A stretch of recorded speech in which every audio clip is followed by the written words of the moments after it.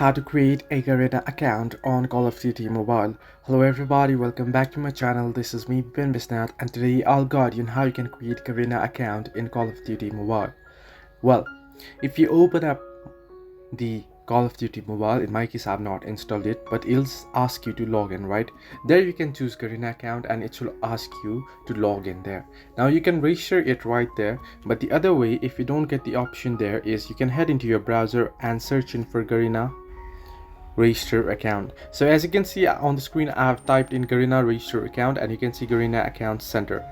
So you can tap on it and here it'll ask you to log in, but down below you can see register a new account option below login now. So you want to tap on it here.